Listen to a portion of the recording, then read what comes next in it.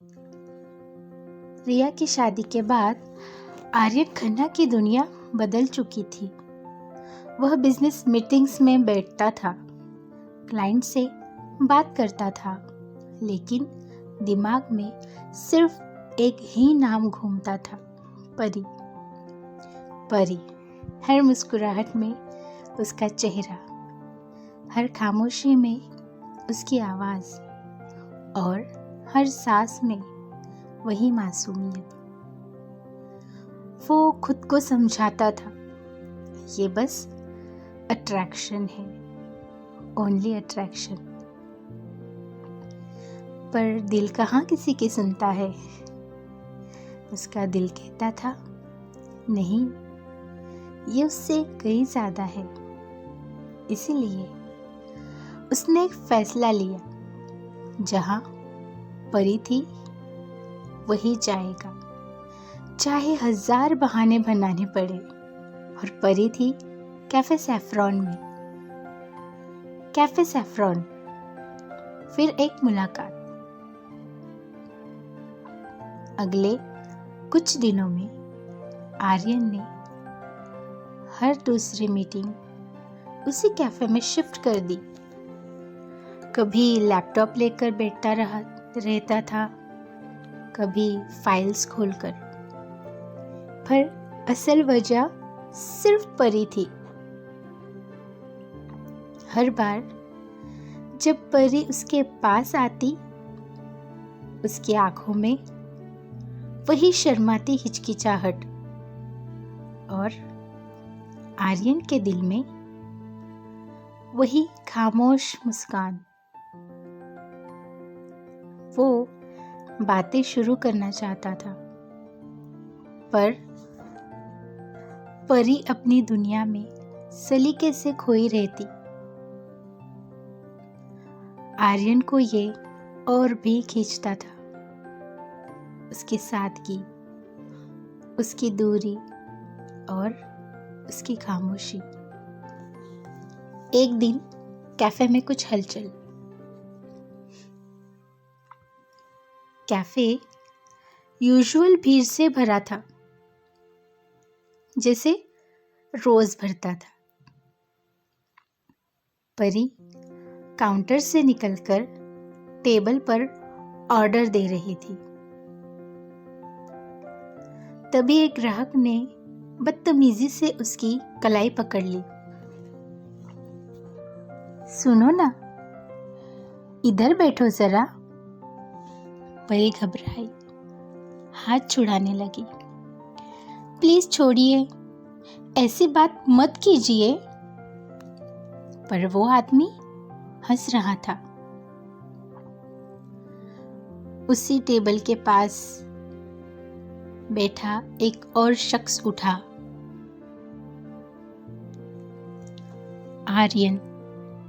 आर्यन खन्ना।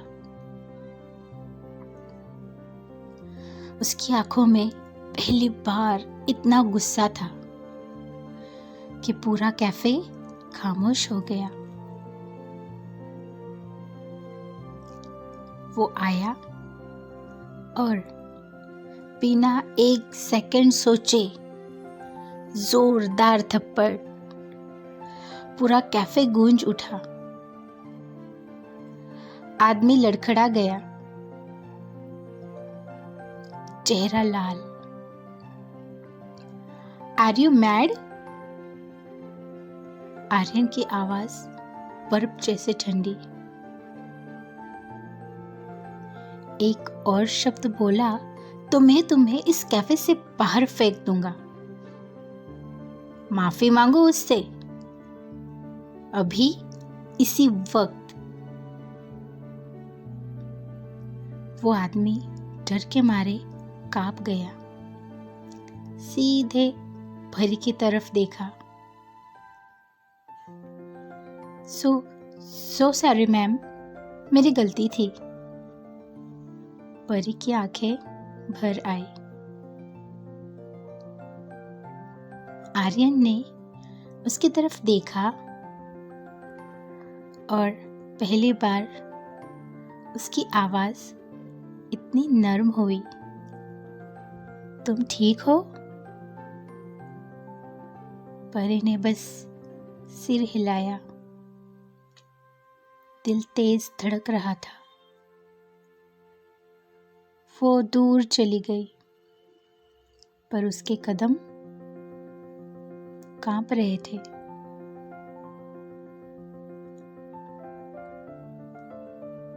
आर्यन ने महसूस किया, ये लड़की बाहर से जितनी मजबूत दिखाती है, दिल से उतनी ही कोमल है।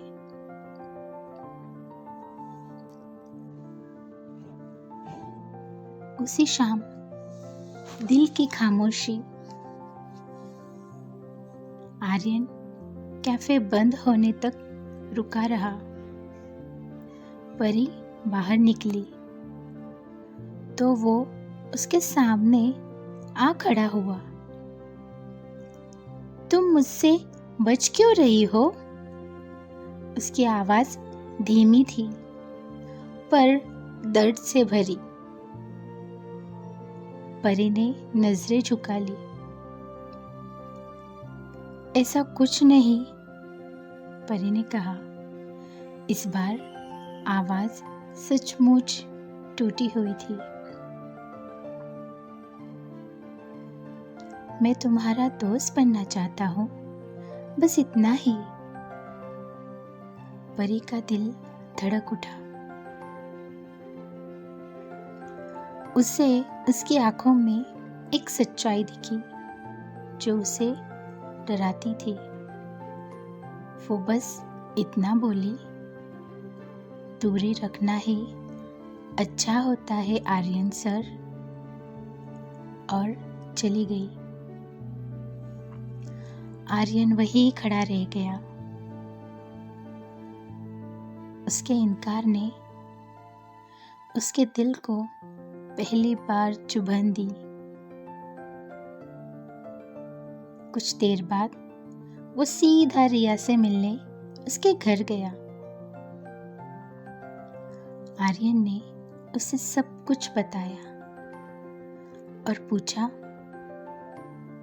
रिया, तुम्हारी दोस्त परी, वो मुझसे दूर क्यों भागती है? मैंने ऐसा क्या किया है? रिया ने गहरी सांस ली। आपसे कोई शिकायत नहीं है, वो बस प्यार से डरती है। आर्यन चौंका। डरती है? उधर परी अपने कमरे में। रिया उसके पास आई। परी चुप बैठी थी, आंखें लाल, जैसे बहुत रोई हो। रिया ने धीरे से पूछा, तू आर्यन से दूर क्यों भाग रही है?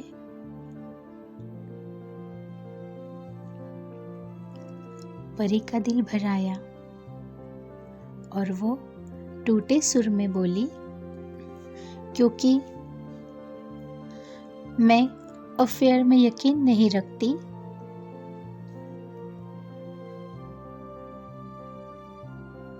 लोग रिश्ता शुरू करते हैं पर निभाते नहीं। मुझे डर लगता है रिया, बहुत डर। रिया शांत रही। परी की आवाज कांपी। और दूसरी बात, वो पल भर रुकी। मैं कौन हूँ? एक गरीब घर की लड़की, और वो आर्यन खन्ना। उसकी आंखें भर आई।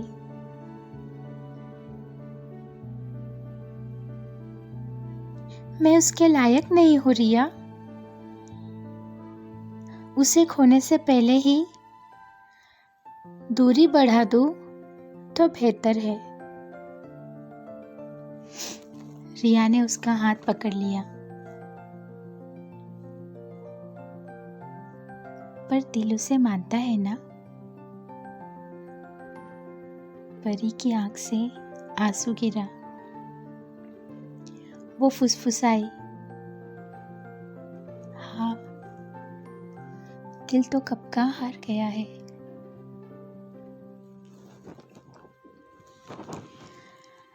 कई दिन से आर्यन कैफे में परी से मिलने के बहाने जा रहा था। उसकी मुस्कुराहट, उसकी सादगी, सब कुछ आर्यन के दिल में ऐसे उतर रहा था जैसे कोई ठंडी हवा गर्मी को मात दे रही हो। लेकिन उसी दोपहर आर्यन की मोबाइल की स्क्रीन अचानक चमकी। Mom calling. आवाज में एक अजीब सी जल्दी थी। आर्यन बेटा, तुरंत घर आओ, इम्पोर्टेंट है। मॉम, क्या हुआ? सब ठीक है? बस आ जाओ अभी। कॉल कट गई। आर्यन के दिल में बेचैनी फैल गई। उसे लगा शायद कोई बिजनेस इमरजेंसी है, कोई मीटिंग या कोई फैमिली मामला। वो कैफे से उठा, परी को देखता रह गया कुछ सेकंड, जैसे कुछ कहना चाहता हो, लेकिन कहा नहीं। वह तेजी से अपनी कार में बैठा और मैंशन पहुंच गया। Khanna mention, royal hall. जैसे ही वो अंदर आया, उसे लगा वो किसी बड़े फैसले के बीच कदम रख रहा है। हॉल में सब बैठे थे। रोशनी, सजे हुए प्लेट्स, महंगे कपड़े पहने लोग और बीच में श्वेता अपने परिवार के साथ। आर्यन ने थोड़ा चौंकते हुए सबको नमस्ते किया। उसकी माँ मुस्कुराई। वो मुस्कान वैसी थी जिसमें खुशी कम और प्लानिंग ज़्यादा थी। आर्यन, पहले फ्रेश हो जाओ, फिर नीचे आओ, सब इंतज़ार कर रहे हैं। आर्यन को कुछ समझ नहीं आया, पर वो ऊपर गया, चेहरा धोया और नीचे आ गया, और दिल में वही बेचैनी पनप रही थी। नीचे आते ही उसकी माँ ने सबके सामने खड़े होकर कहा, आर्यन, मिस्टर कपूर अपना बिजनेस खन्ना एम्पायर के साथ मर्ज करना चाहते हैं।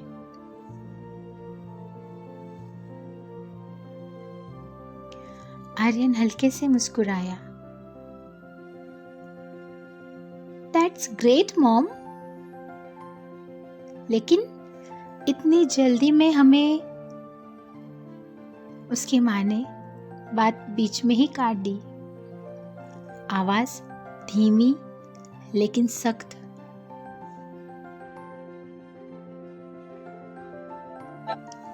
और इस मर्जर को मजबूत करने के लिए मैंने तुम्हारा रिश्ता श्वेता से तय कर दिया है।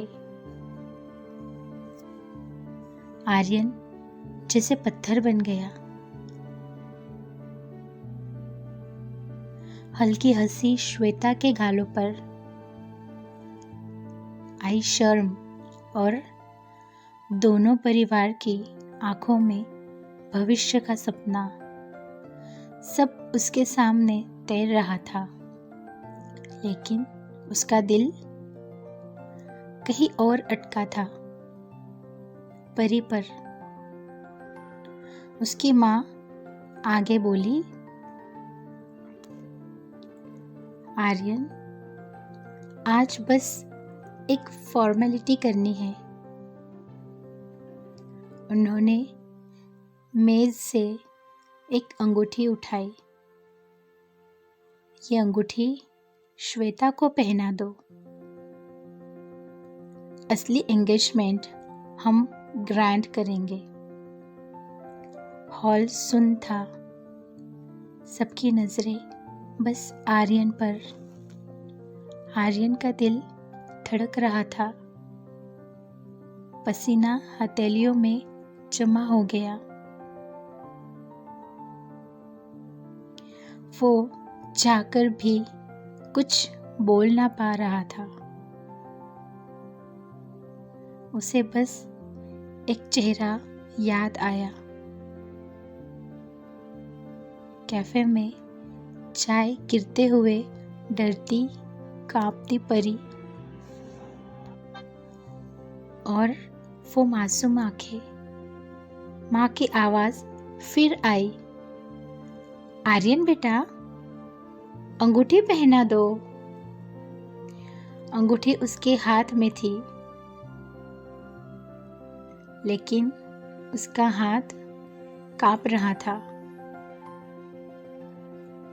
आर्यन क्या फैसला लेगा?